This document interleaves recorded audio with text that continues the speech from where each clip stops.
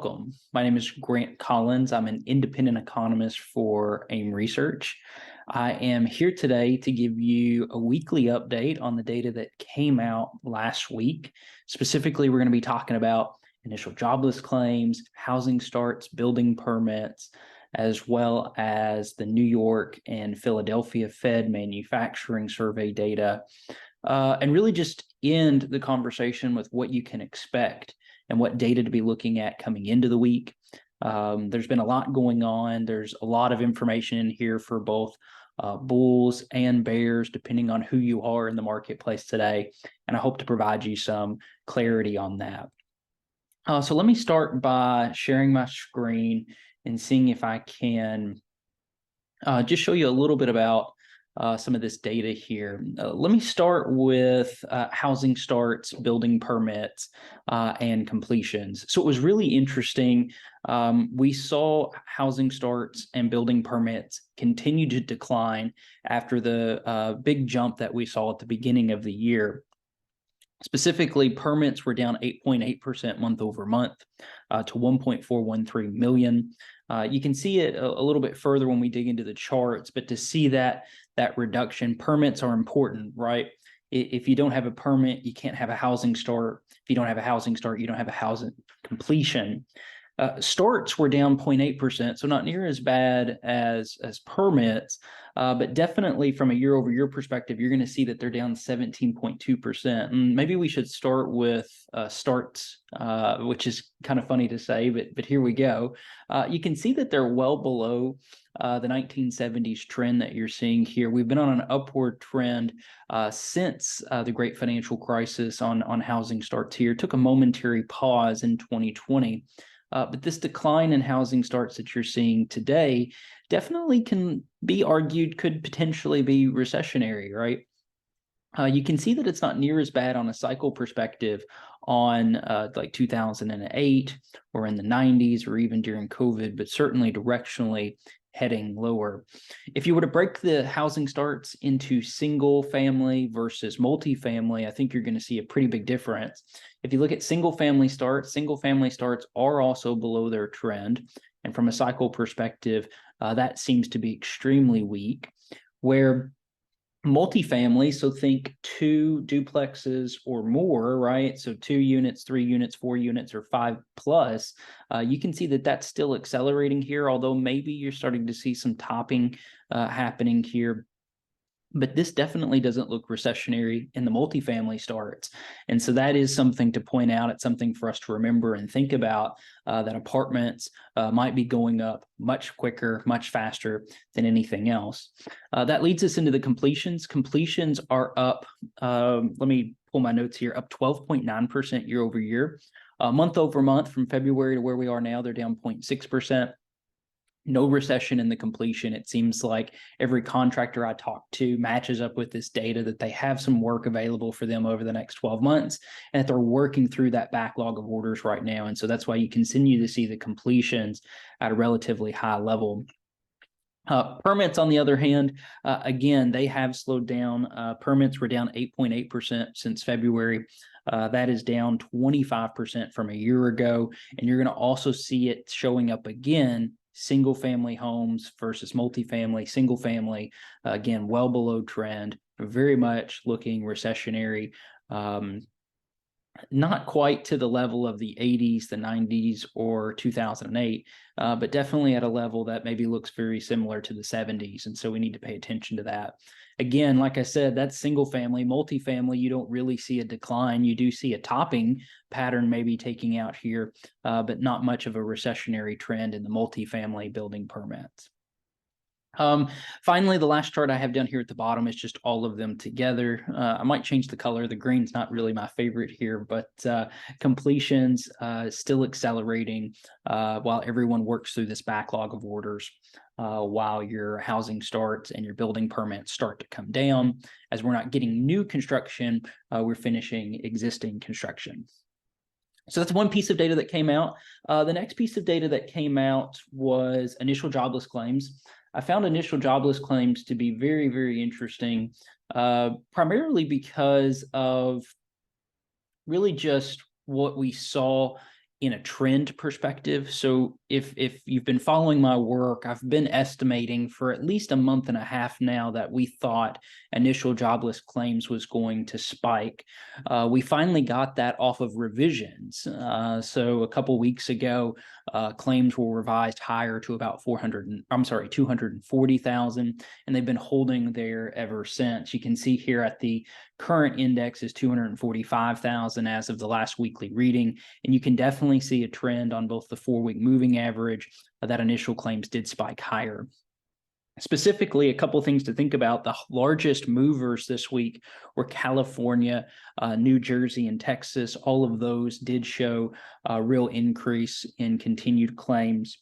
We also saw continued claims pick up, 1.865, and that is also continuing to accelerate. So this is showing me an underlying trend that is in a transition. We went from a transition of the initial jobless claims falling lower and lower, and now we're in a situation where those claims are starting to rise slowly. I don't think it's going to blindside us or happen all at once. I think it is going to be kind of a slow build, as we've been talking about a very tight labor market.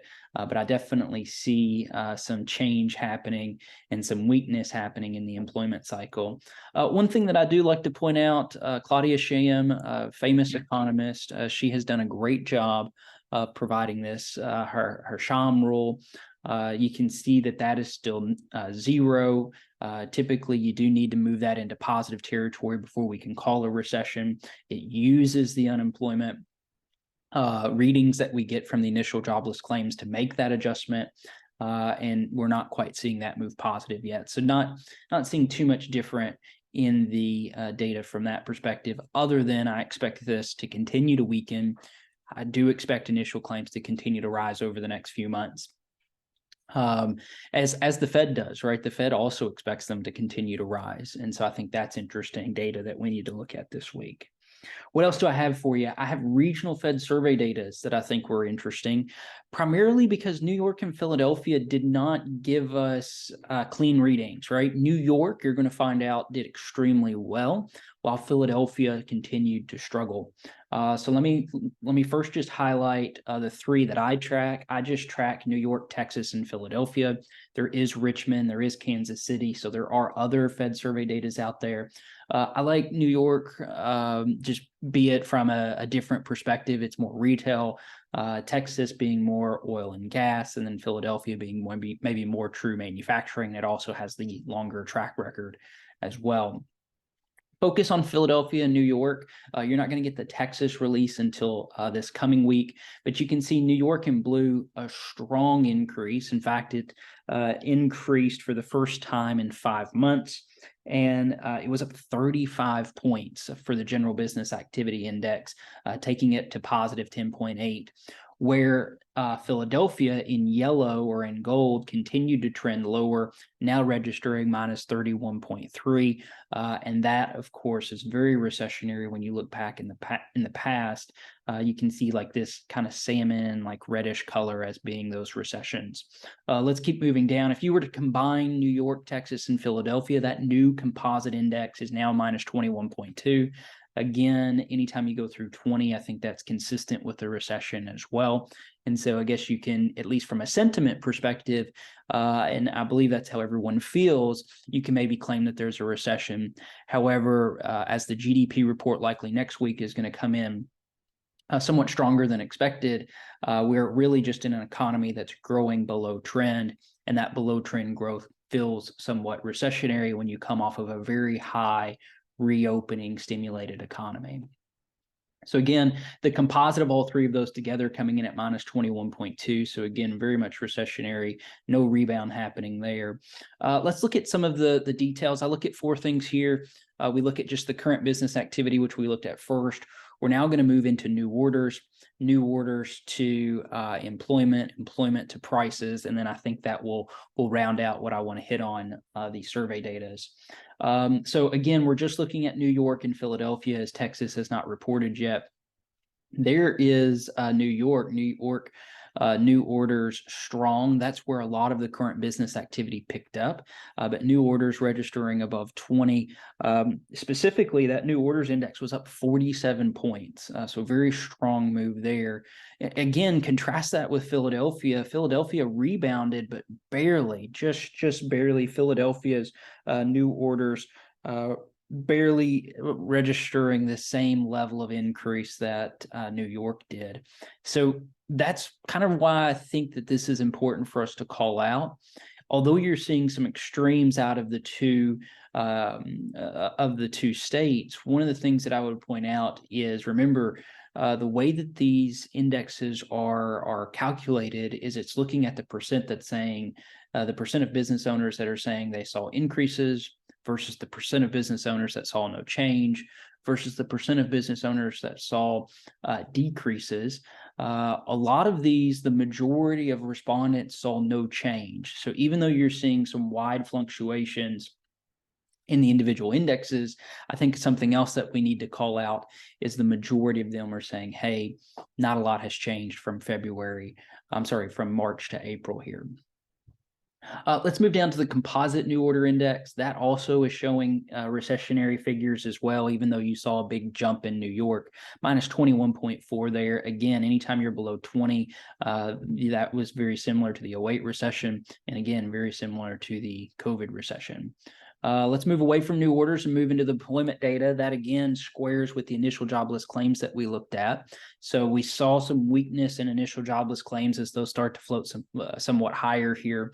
Now you're looking at current employment data from, again, New York, Texas, and Philadelphia. You saw all of those continue to slow down. There was a better increase in Philadelphia than New York. New York continued to slow somewhat further from there. And I wanted to point that out because when you combine them together, you're at minus 3.3. It doesn't take much for the employment cycle when it goes negative that has caused a recession in the past as well. And we're seeing that today. So again, although everybody's saying the labor market is tight, there are some indicators out there that are showing some significant weakness in the labor market, be it Fed survey data. There's a great composite index from the Kansas City Federal Reserve, who combines 24 different labor market indicators, and that is also losing momentum. Maybe we can cover that on a different occasion. But I think employment there you can see as well. The last component that I want to point out here is current prices. So we did get the consumer price index and the PPI a couple weeks ago. Both of those decelerating, the PPI falling to 2.7%, the CPI on a headline perspective falling to 5%. These are solid progressions, right? It's exactly what the Fed wants. It's exactly what the market and the economy needs. And here's some further data out of New York and Philadelphia where prices paid continued to fall. And I think that's important to note to see that continue to come down. Here's your composite index, the peak, of course, happening in the summertime of last year. And again, that has come down. Current index is still somewhat high, setting around 28.6, but we hope that continues to fall further. At the bottom here, it's just a composite of the four that I track: the current business cycle, the new orders, the employment, and the prices. And you can maybe look at those on your own. And again, we'll update Texas next week. So I want to pause here before we move into existing home sale data. And then on Friday, we got the bank assets and liabilities. One thing that I wanted to highlight is this difference between New York and Philadelphia. I said at the very beginning of our call that there was something for both bulls and bears. I think if you were a bull, you probably look and lean on the New York, and you lean on maybe the small increase in new orders of the Philadelphia index. And if you're a bear, you just looked at the headline, Philadelphia and the housing starts and building permits numbers. And you probably even maybe leaned on the fact that initial jobless claims is trending higher. to me, just to be somewhat unbiased here, my call, if you've been following our work, is that, the economy is kind of trending sideways here. The market's kind of trending sideways here, primarily because there has been some underlying stabilization.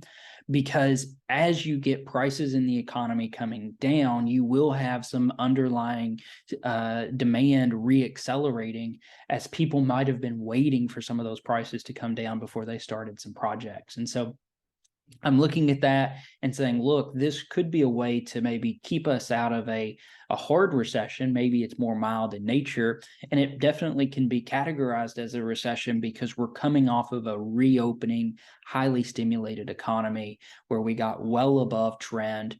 And now that we're trying to fight the inflation and try to bring inflation back under control, they're having to grow the economy below trend, which does make us vulnerable to a much more severe recession.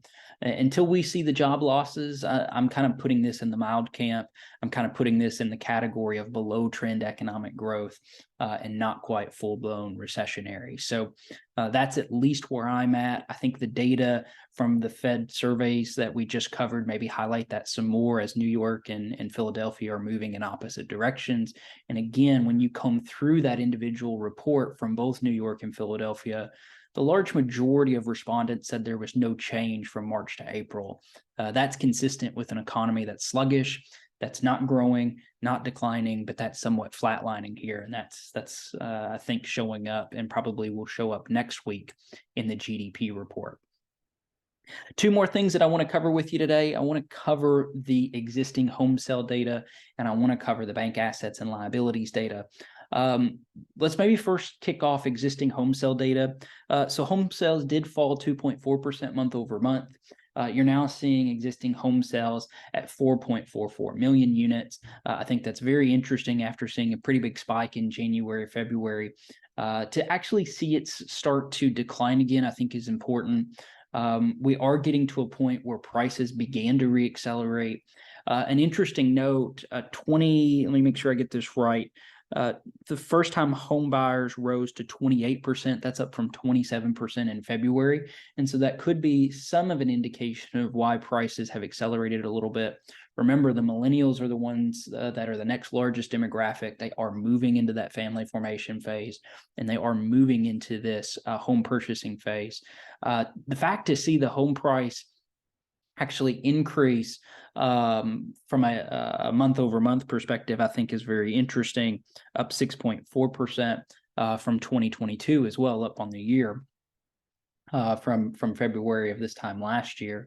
However, when you look at inventory and you look at months, there's about 980,000 homes available for sale right now. If you were to look at month supply, that's 2.6, and that indicates the number of months that it would take for the current inventory of homes on the market to sell with the current price that you're seeing today. So there are some very interesting notes here. Also, I would like to point out the majority of all sales are between $100,000 and $500,000, which again probably hits this median sale price of about $375,000 as well. Regardless, existing home sales are significantly lower. They match a lot of what we've been seeing in some of the housing starts and building permits data. And next week, you're going to get the Case-Shiller Home Price Index as well, which should show that home prices, although they did accelerate in the existing home sale data, we should still see some home price coming down as we are seeing the supply of homes accelerate a little bit here. Finally, on Friday, we have to, unfortunately, we always have to wait around on Friday afternoon to get the bank assets and liabilities report. And we're all waiting for this report because of the uncertainty around the banking crisis out of Silicon Valley Bank and the banking crisis that has started. And some people aren't really calling it a crisis. I've heard several people say that it's contained.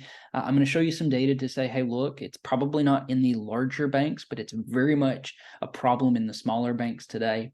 And then this is where we're probably going to close after we review this. But I definitely wanted to show you this as well to give you some ideas of the new bank data that came out. Maybe first just start at just the all deposits level. So deposits you can see have been dropping for some time now.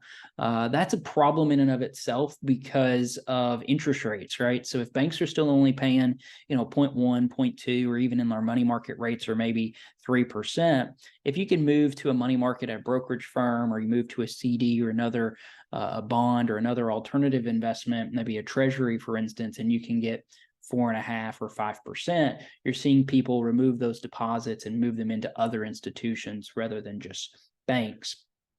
What's interesting here from a week over week perspective, deposits fell roughly $76 billion. Most of that drop came primarily from the large banks this week compared to the small banks. When you come through this data, which we're going to look through, you're going to see that small banks primarily are where this problem is growing. The large banks seem to be holding up okay. So you see the small banks in white here, the large banks in blue. Let's start to dig this apart a little bit. Again, here's the total relative to the trend. Again, a sharp decline. If you go particularly from the small banks perspective, that is where you're seeing most of this decline from. Very much looks like COVID, extremely worse, much worse than the 2008 financial crisis. But again, a lot of this is a rate of change perspective, right? So even though we're coming off of and coming down at a pretty strong clip, we are at an extreme elevated level of deposits because of what happened during COVID. Compare that to large banks. So you see a large drop off in small bank deposits. Large bank deposits actually accelerating a little bit. And so this is probably some shifting from your small local banks maybe into much larger banks as people are concerned about their bank and whether their bank is going to quote unquote fail or not. Let's come down here and maybe look at loans and leases. All right. So banks can only lend if they have deposits to lend off of. You can see that deposits overall have been increasing all throughout 2021, 2022, and really have just kind of started to peak out here in 2023. Loans and leases over week were up about $13 billion, primarily residential real estate, and then commercial and industrial loans were the two things that worked the most. You can see the makeup. Large banks tend to loan more than small banks do. And again, that's a function of them having more deposits. Again, you can see the loan cycle. I also look at this as like credit creation. Credit is another form of money creation. And so we have seen a contraction in M2, a contraction in the money supply, and you're also seeing a contraction in bank lending.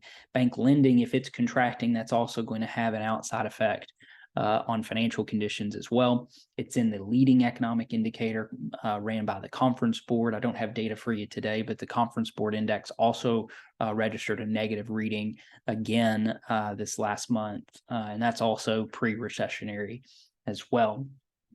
Again, let's separate small bank loans versus large banks. Small banks, again, you're seeing the sharp decline in relation to your large banks, which not seeing much big change at all here. So I think that's important for us to note. Again, another area to say, look, this problem is in your smaller banks. Maybe a quick note and maybe a quick distinction here. The way that the Fed separates large banks from small banks is the large bank data is only from the top 25 largest banks. So JP Morgan, Wells Fargo, Bank of America, Charles Schwab, Ally. I think the smallest bank in that list is Zion Bank, where anyone that's not in the top 25 kind of falls into that small bank category. So you could have a very large bank like Silicon Valley Bank that shows up in the small bank side, but not necessarily in the large bank, which would be, a systemically important financial institution or a SIFA bank. Let's move into the C&Is, which we saw some slight increases here. Again, this is consumer and industrial loans, again, separating the large from the small banks. Again, small banks showing most of the decline, where large banks also show a decline in C&I loans. So this one area is showing a strong positive correlation between the two banks. Both of them are slowing down in general there. Moving into real estate. What's interesting about real estate is small banks lent more post-pandemic than large banks did in real estate. You're going to see that most of this is from commercial real estate. And I think that ultimately is why everybody is concerned right now, is because if small banks are losing deposits, if small banks are losing market share, and they may have to ultimately have a lot of mergers and acquisitions take place. Well, if they're losing deposits, then these commercial real estate loans that they have on their books are probably also going to be toxic or bad assets. That could come from maybe some callbacks, or maybe they try to call those notes back in. Maybe they try to sell those assets to the Fed with the new temporary bank funding program. That could also be a possibility, and why the Fed created that is maybe to stop them from calling these assets in, or stop them from selling these assets early. But I definitely think it's important to note that it's the small banks that we should be looking at, not necessarily the large banks here. Let's come down a little bit further here. So again, you're just seeing all the banks, both large and small, and you can see the magnitude of that decline in real estate. Here's the small banks. Again, large decline. That rivals the 2008 great financial crisis here. And again, that decline happened before the great financial crisis actually took hold here. Here's your large banks. Your large banks saw a decline both before and during the great financial crisis, but you're not seeing a decline at all in in just broad real estate loans. Here's that commercial real estate that I was talking about. Again, your small banks are lending more in the commercial real estate space than your large banks are. If you come down here, this decline that you're seeing in commercial real estate, again, is all from the small banks that are declining in the loans that they've been creating. And again, it's because of the deposits have been dropping so much. We're almost to the bottom of this. I know there's a lot of charts here, but I'm trying to illustrate this really well. Here's the large commercial real estate loans. Again, nowhere near the decline that you're seeing in the small banks. So, again, I think the small banks are where you really, really need to be focused on right now. Finally, residential loans. Residential loans, again, large banks lend more in that area than the small banks do. We have seen a drop, but nothing near what you're seeing in the commercial real estate space or in just the real estate space in general. Small banks, of course, registering a larger decline than your large banks are. Again, maybe just a slight acceleration there. So, I wanted to show you that because I don't think the banking crisis is quote unquote over yet. I expect a lot of mergers and acquisitions to come from this space. I expect the financial industry, specifically in the smaller bank area, to be much more challenged, especially if the Fed were to continue to raise interest rates. I definitely believe the Fed should be pausing here. There is a lot of evidence that say that they're already restrictive. For instance, there wouldn't be banks blowing up if they weren't restrictive. There wouldn't be a tighten in lending standards if they weren't restrictive. And then finally, credit spreads. I don't have a slide on here today, but credit spreads widened dramatically all throughout 2022. And so that, again, was another area to show that, hey, they are very much in restrictive territory. And so to me, I think that makes a lot of sense for them to go ahead and begin to pause. If they pause here, then you remove some policy uncertainty, but yet you still provide a high interest rate to continue to put pressure on inflation, which I think you need to keep your credibility. The problem that I see, though, is as long as they remain restrictive and as long as they keep rates high, then you're going to continue to have this deposit outflow until the banks can play catch up. And unfortunately, the banks will not be able to play catch up quickly, right? They can't just raise interest rates on checking deposits overnight.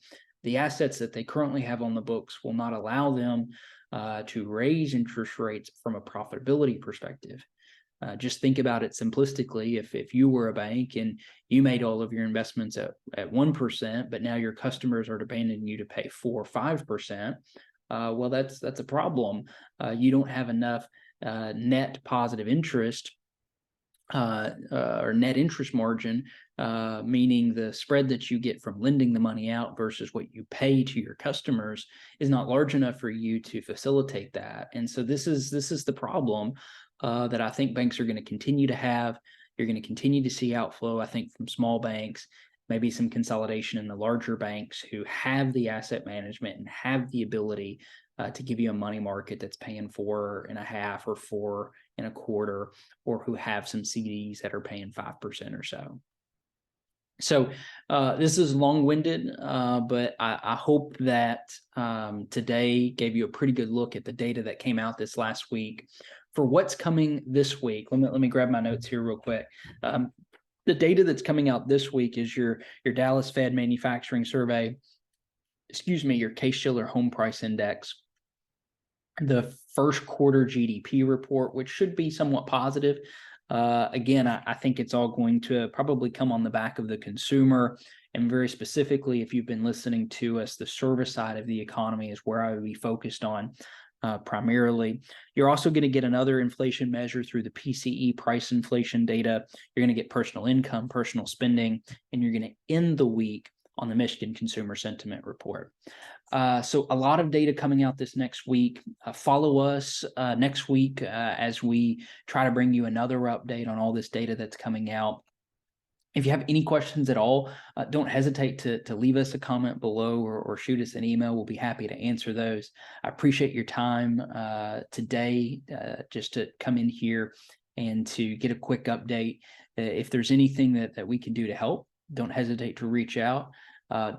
Subscribe this video for more as we try to bring you updates and try to help you navigate what looks to be a difficult economy as far as being able to call, are we in a recession? Are we not in a recession? And again, I would argue that we've been in a recession because we've come off of an extremely high level, right? We had a reopening post-pandemic. We had vaccinations come in a lot faster than everybody expected. And then you still had stimulus being thrown at the problem as we were reopening. And so this, come down off of the sugar high feels like a recession. But maybe, just maybe, we're going to stop the descent as prices fall enough to reaccelerate some demand here. So stick with us. We're going to continue to provide these updates on a weekly basis. If you want them in real time, go over to our website, www.myaimresearch.com. You can get these updates on a daily basis. This weekly update that you're seeing here is a little delayed as this data all came out last week. But again, I think it's relevant. It's important to conceptualize and understand what's happening around you. So with that, I thank you. I'm Grant Collins, and if you have any questions at all, don't hesitate to reach out.